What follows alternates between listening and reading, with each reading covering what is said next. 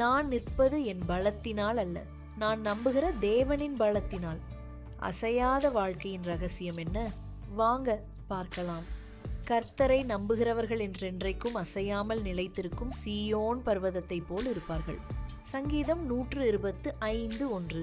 புயல் வந்தால் மரங்கள் அசையும், வெள்ளம் வந்தால் மணல் நகரும், பலவீனமான அஸ்திபாரம் உள்ள வீடுகள் இடிந்து விழும், ஆனால் சீயோன் பர்வதம் அசைவதில்லை. ஏன்? அதன் பலம் அதற்குள் இல்லை, அது தேவனால் ஸ்தாபிக்கப்பட்டது. ஆவிக்குரிய சத்தியம் இதுதான். கர்த்தரை நம்புகிறவர்களின் நிலைத்தன்மை அவர்களின் பலத்தால் அல்ல, அவர்கள் நம்புகிற தேவனின் பலத்தால். சில நேரங்களில் விசுவாசிகள் ஆழலாம், சோர்ந்து போகலாம், போராடலாம். ஆனால் அவர்கள் விழுந்தாலும் முற்றிலும் அழிந்து போவதில்லை.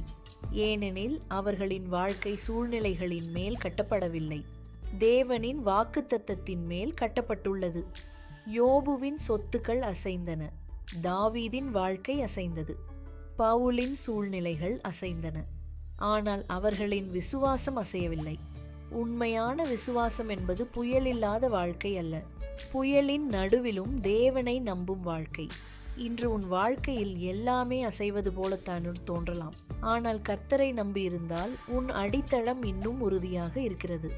சூழ்நிலைகள் என்னை அசைக்கலாம், ஆனால் தேவனில் வேறு ஊன்றிய என் விசுவாசத்தை அசைக்க முடியாது. சீயோன் பர்வதம் போல நிலைத்திருப்போம், கர்த்தரை நம்புவோம்.